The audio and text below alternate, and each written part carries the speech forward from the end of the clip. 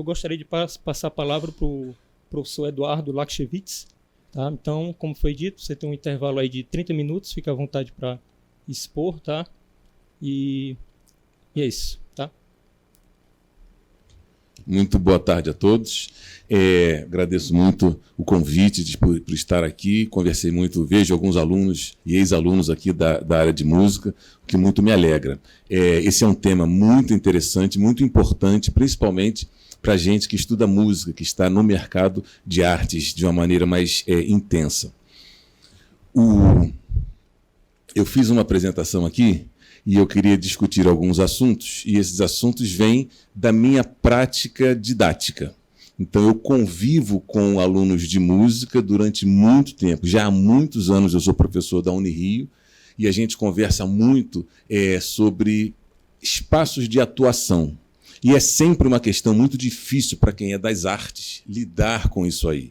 Geralmente, a gente que é da arte gosta muito do que faz e a gente se preocupa muito com o que a gente faz. Então, a gente quer tocar o melhor possível, a gente quer ser a pessoa mais afinada do mundo, a gente quer ser o melhor compositor, o melhor instrumentista, e muitas vezes a gente não dedica a atenção necessária que a gente poderia dedicar a essa compreensão dos espaços e do mercado e do lugar do trabalho do músico e do artista.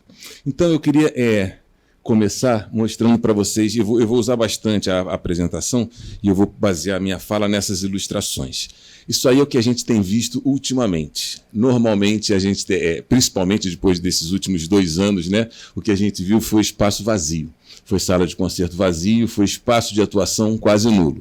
E essa frase foi uma frase que a gente ouviu muitas vezes esse ano. Nós, das artes, estamos num momento de crise.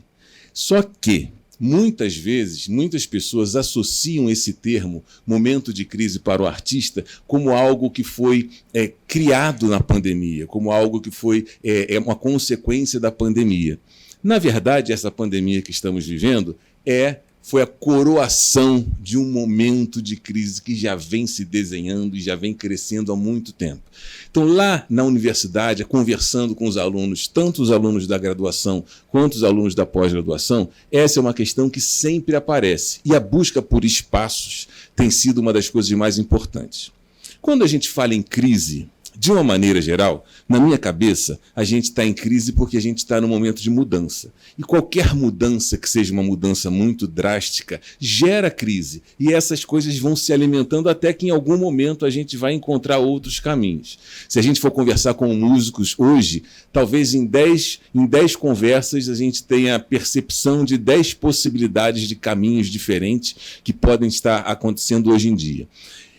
E por causa disso, a crise, a mudança serem tão marcantes, da minha índole de professor sempre dar uma olhadinha se isso já aconteceu antes. Por isso eu gosto muito do olhar histórico sobre aquilo que a gente vê.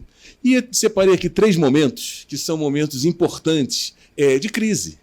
Olha, crise na área da música não é uma novidade. Isso já aconteceu diversas vezes em muitos momentos. Essa aqui é um deles. Olha o nome, Arte Nova. É um movimento que estava sendo criado no século XIV, ou que foi criado durante o século XIV, em contraponto a um movimento anterior chamado Arte Antiga. Isso é mudança, é crise.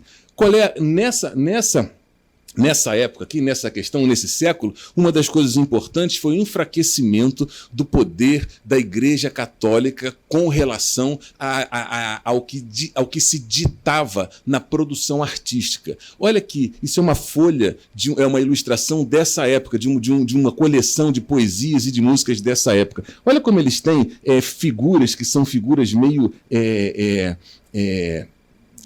figuras que misturam o animal com o ser humano, figuras que querem, de uma certa maneira, abalar a sociedade da época. Canções e músicas aconteciam isso, novas técnicas apareceram no século XIV, e por isso esse nome, da Arte Nova. Então não é uma novidade. Aconteceu isso também no começo do século XVII. Essa é a capa de um livro. Qual é o nome desse livro aí? A Nova Música. Se tem alguém falando que existe uma nova música, é porque provavelmente nessa época existia uma nova e existia uma música antiga.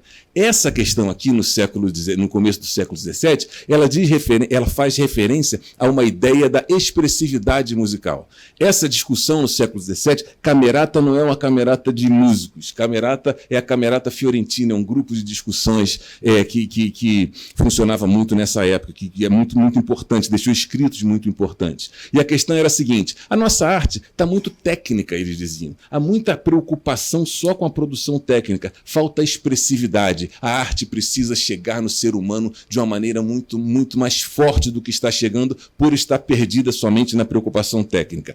Dessa época surge a importância do cantor.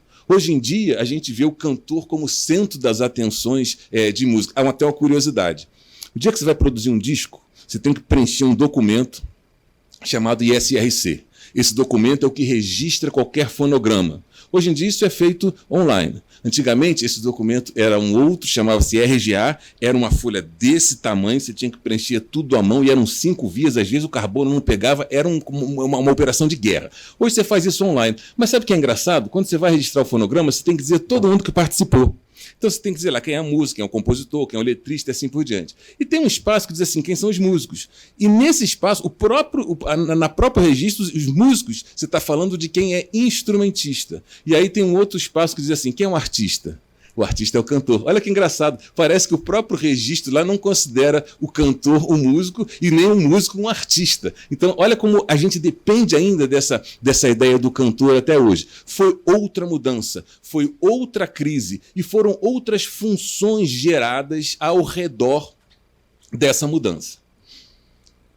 Esse aí é um camarada que muita gente, se não conhece, já ouviu falar. Ele era um sujeito famoso no século XIX, o Paganini, o grande virtuoso. E é engraçado que há histórias sobre o Paganini que dizem respeito, inclusive, ao pacto com o diabo. Ele tocava tão bem, tão bem, tão bem, que ele tinha que fazer só podia tocar desse jeito se ele tinha um pacto com o diabo. É engraçado que passou uma novela recentemente que tinha um camarada da viola que também tinha essa história, que tinha pacto, coisa e tal. Geralmente, quando o cara é muito bom no instrumento, tentam inventar alguma relação quase fora do humano para ele. E olha que figura, né? Magrelão, a roupa é importante. Se você procurar Paganini no Google, todas as pinturas que retratam o Paganini têm esse aspecto visual. Olha que coisa importante. O Paganini não era mais sozinho. Não era a música dele que só importava. Importava a música e a sua história e o jeito visual com que ele aparecia. Isso começa no século XIX, também por causa de uma série de relações da literatura com a filosofia e até com a relação social do músico. O século XIX começa a levantar 3 aspectos que são muito importantes. E a gente já está chegando no século XXI agora. O século XIX, primeiro é esse aí, é a importância do gênio.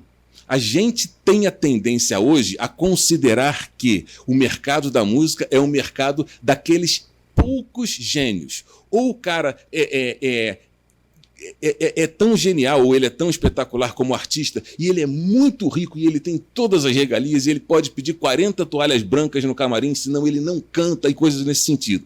Isso é uma tendência que começa em música no século XIX.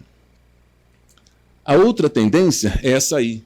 Olha o tamanho da orquestra e do coro. É muita gente. Então, o palco é grande, a grandiosidade da produção musical e, de uma certa maneira, a sacralização de quem está em cima do palco. Você já percebeu que em teatros quase sempre o palco é numa altura diferente da plateia? É como se o artista tivesse algo para entregar que fosse superior. É um pouco o que a gente vive hoje. E um outro exemplo muito curioso do século XIX é o que se fala é a música feita em casa. É o que hoje a gente fala assim, vamos fazer um som lá em casa? Era mais ou menos a mesma ideia e muito comum, muito popular no século XIX. Olha essa ilustração, um ambiente caseiro, com um outro tocando, a outra pessoa sentada ali e tal. Dá até para imaginar que não é a música mais virtuosística do mundo, mas é aquela música que dá prazer de ser feita, dá prazer de acontecer. A outra figura mostra isso também. Esse no piano é um camarada chamado Schubert, um compositor, Franz Schubert, que é um compositor muito importante, e olha aí ele, não estava no palco não, estava fazendo um som na casa do pessoal, digamos assim. Essas três características, o popstar, a sacralização do artista e a música feita em casa, são características que a gente viu crescer no século XX e que começaram a entrar em crise ao final do século XX, no início do século XXI, uma crise que está bagunçando a nossa cabeça até agora. Dê uma olhada nessas duas imagens. Depois que a gente olhar essas imagens, eu queria que você pensasse nas semelhanças entre essas imagens. Porque as diferenças a gente vai ver são meio óbvias, mas tem uma coisa que é semelhante entre essas duas imagens. Essa e essa aqui. Parece que são pessoas... Se você conseguisse ouvir o som da foto, seria um som diferente, né? As pessoas seriam diferentes, até o estado de espírito, talvez, das pessoas seria diferente. Não só de quem está em cima do palco, mas também da plateia, né? Qual é a semelhança principal? Qual é a coisa o fator de maior unificação entre essas duas imagens? Vou dizer para você qual é. Em ambas as situações, o artista ou o músico é aquele que está produzindo sons para o deleite de quem está ouvindo. Quem está ouvindo, numa situação, tem na foto de cima, a plateia não aparece muito, mas a impressão que a gente tem é que é uma plateia mais contida, mais reservada. Quem está embaixo, a plateia tem ali o cara com a cerveja na mão, então é uma plateia, digamos assim, um pouco mais expansiva. Mas esse é o lugar do músico hoje. É a herança que a gente tem ainda do século XIX. Esse lugar está em crise. É a ideia de que músico é uma pessoa que simplesmente produz sons para o deleite de quem ouve. Essa dicotomia, esses dois lugares começam a ser o problema de quem trabalha com música hoje em dia. Por diversos fatores. Isso é uma coisa curiosa. Essa propaganda foi uma propaganda tirada do New York Times em 1918. Em 1918, a gente estava na pandemia da influenza.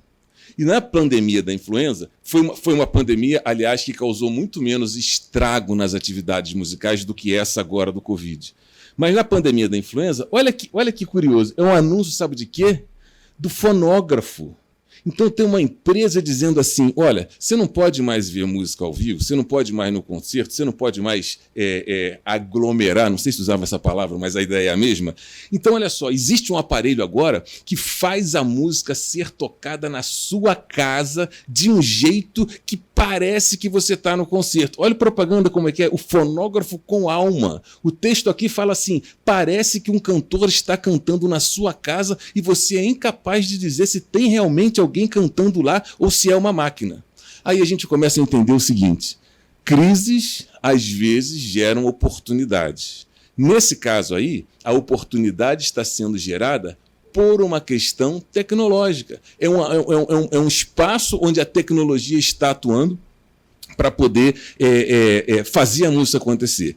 Isso deu um problema no século XX. Por quê? Aquela ideia do músico importante, aquela ideia do músico que produz sons para o deleite dos outros, continuou.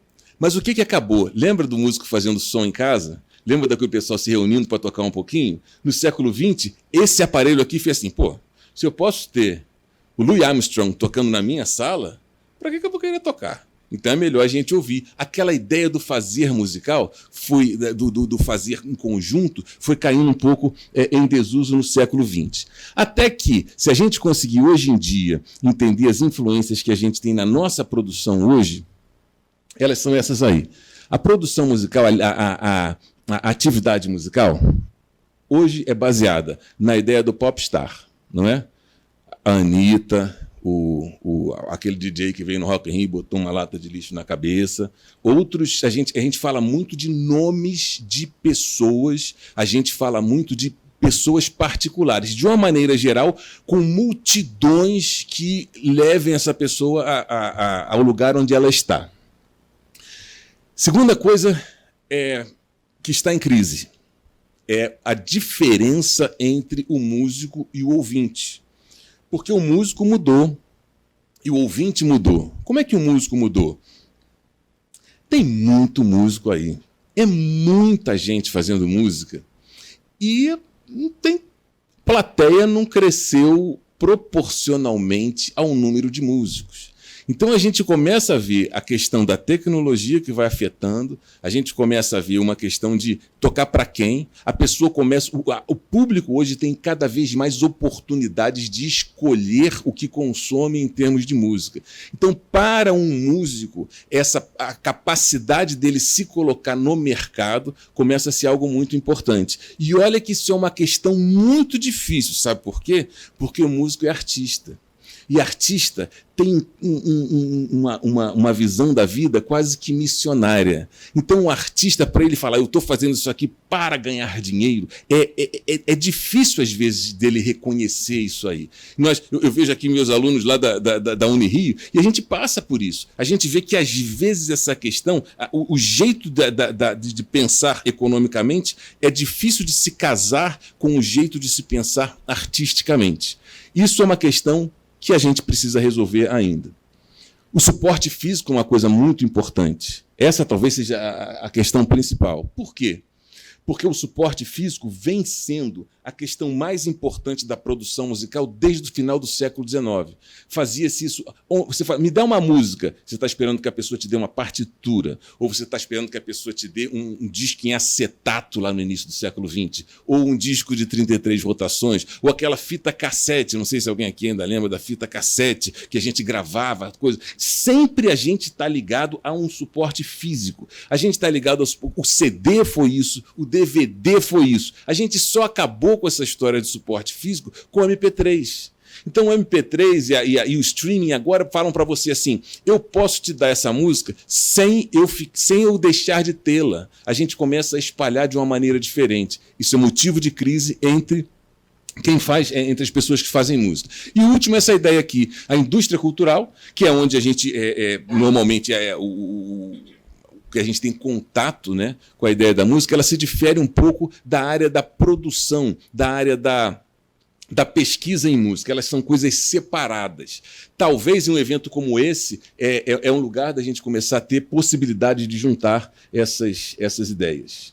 Isso gera um problema. Outro problema. Fala com o músico assim, você já ouviu alguma gracinha a respeito da sua profissão? Todos já ouvimos isso. Desde o cara falar, você faz música? Faço. Não, assim, de trabalho. Você trabalha com o quê? A gente trabalha com música. Então, juntar isso na sociedade, o jeito de pensar é diferente. Eu tenho algumas ideias do porquê. Uma é essa aí. Essa ideia do trabalho, dizem que o termo trabalho é muito próximo do termo tripalium, do latim, que significa isso aí, um instrumento de tortura.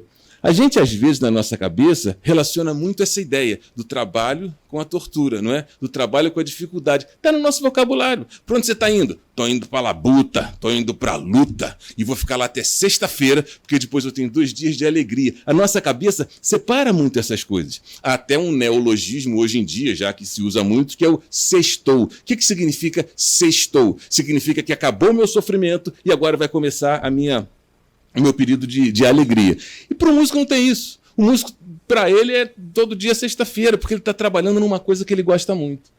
Essa dicotomia aí, para o músico é assim. A gente acaba fazendo, tem a mesma ideia, acaba fazendo a mesma coisa. E aí chega esse dia, o dia 5. E aí todo o nosso pensamento artístico se encontra com o pensamento prático e econômico do mundo. Porque no dia 5 chega boleto, se você é músico, se você é economista, se você é engenheiro, de qualquer jeito chega o boleto. E a gente tem que se virar com isso. É uma questão isso aí, para a profissão do músico hoje em dia. Eu falei aqui que crises muitas vezes são geradas por mudanças. Mostrei alguns momentos históricos, se a gente pode chamar assim, relacionado a essas mudanças. Mas vamos pensar em algumas que eu acho que a gente pode ver isso de uma maneira mais prática, coisas que acontecem hoje. Isso vem de conversas que eu tenho com alunos durante o ano, não é? Uma é essa aí. A gente tem a tendência a estudar muito esse gráfico e essa ideia. Essa é um conceito de um cara chamado Chris Anderson, onde ele fala que aquela ideia da cabeça do dinossauro, principalmente nos bens culturais, de poucas produções, com muitas cópias, né? Poucas produções com muitos números e muitas produções com poucos números. Então a gente começa a ver aí uma mudança e uma possibilidade de trabalho e de atividade musical para músicos que não têm a capacidade de alcançar 10 milhões de ouvintes. E a tendência disso aqui, a cauda longa, a tendência dessa cauda é não ter fim.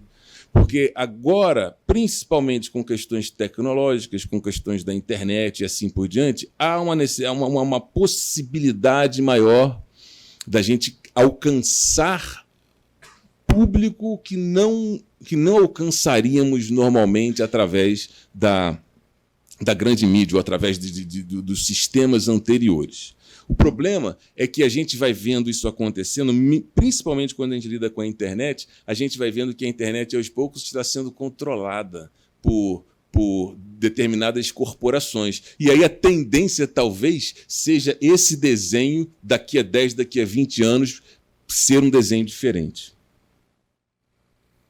Isso aí é um conjunto de samba, chama Sururu na Roda.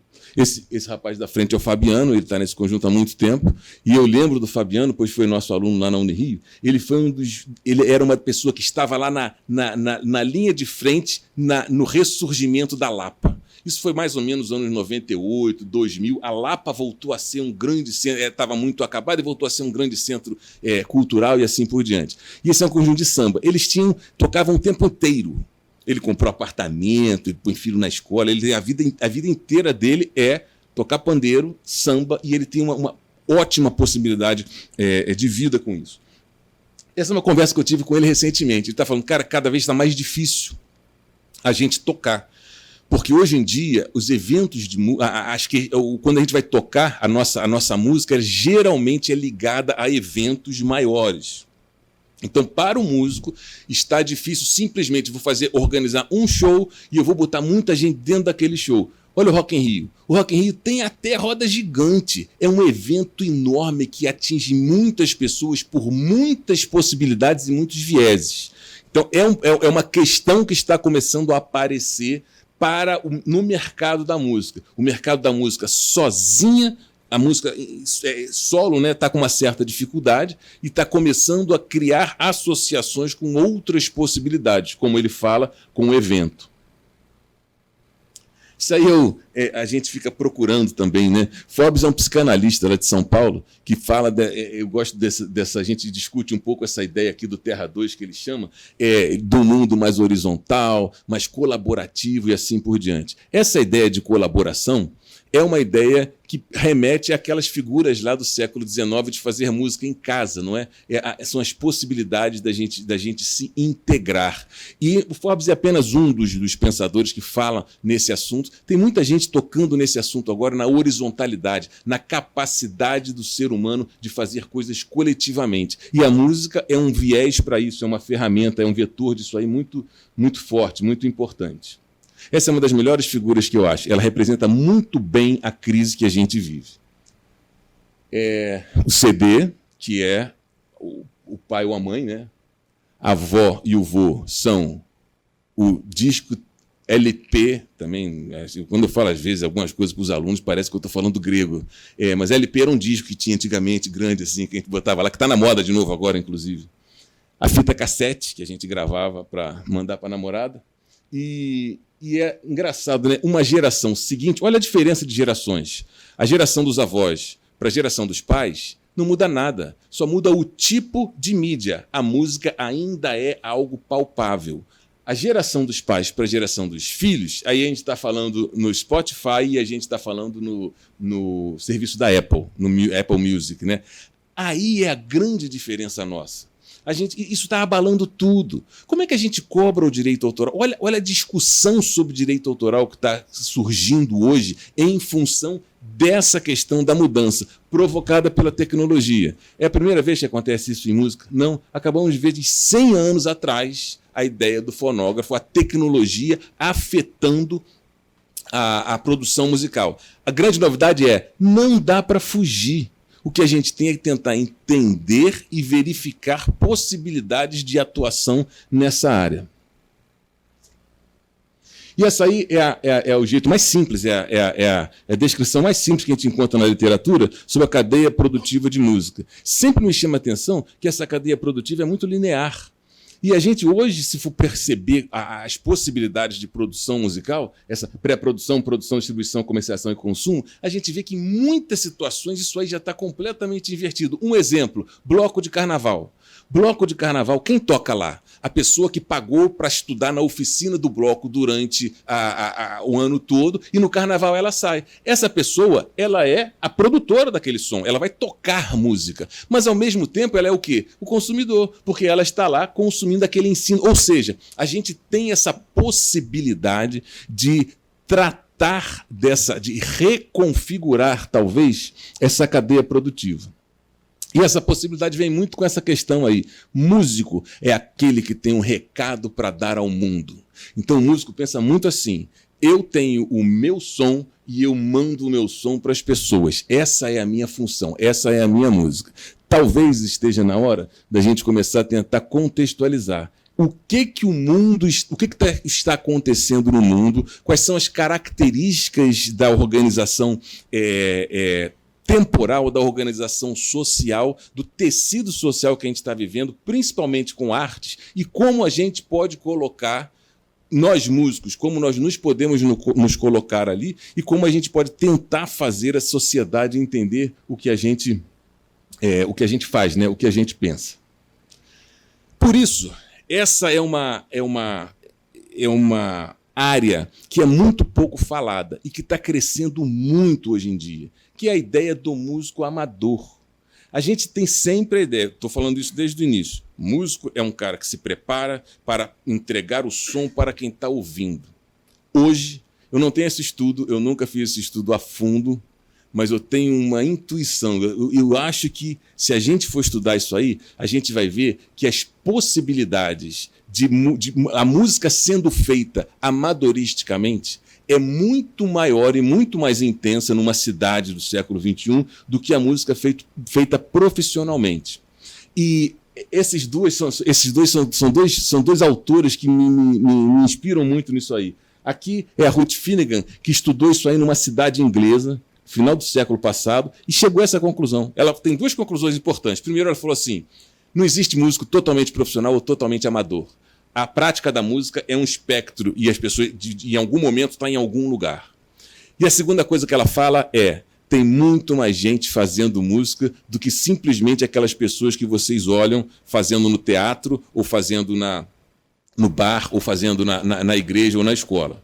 Em outras palavras, se a gente olha para o que ela já está cantando desde lá do final do século passado, a gente pode perceber que existe uma grande possibilidade de novos modelos de negócio em música que aceitem essa ideia e que trabalhem com essa ideia, que não é somente aquela ideia verticalizada que a gente está acostumado.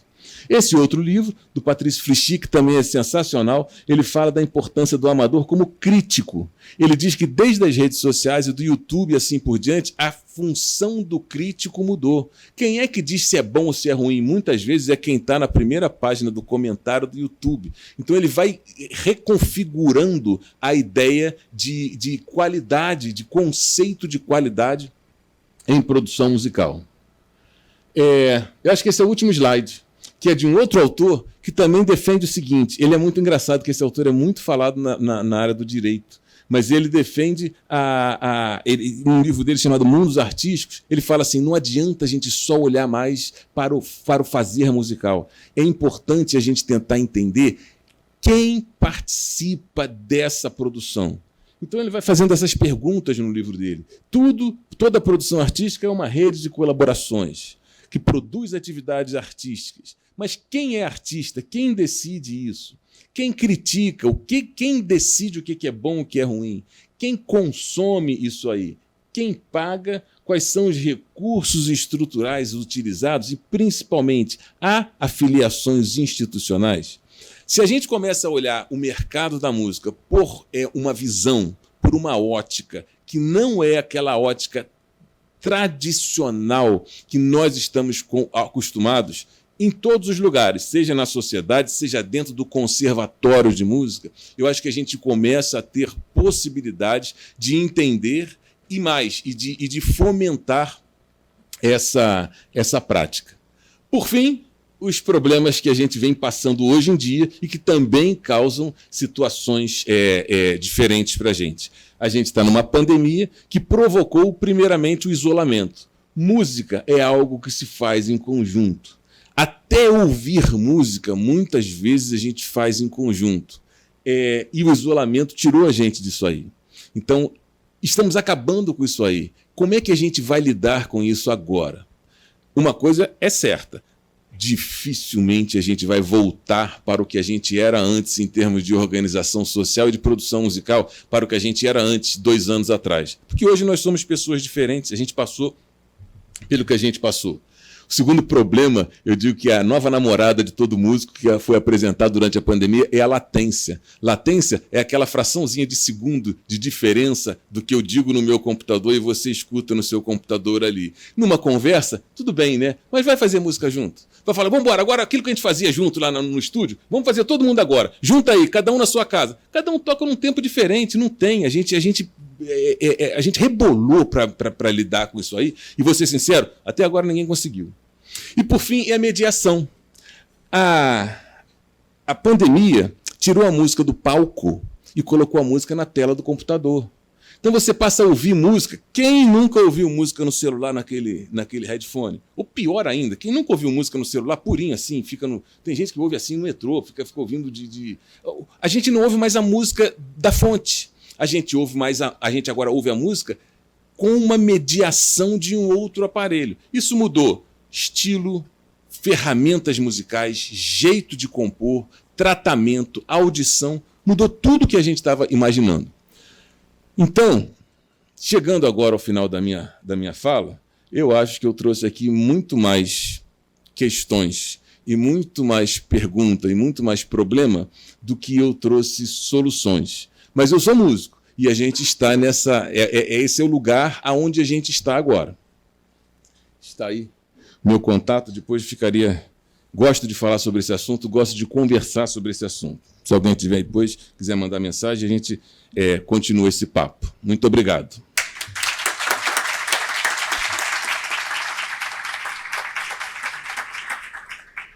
Muito obrigado, professor Eduardo, pela brilhante apresentação.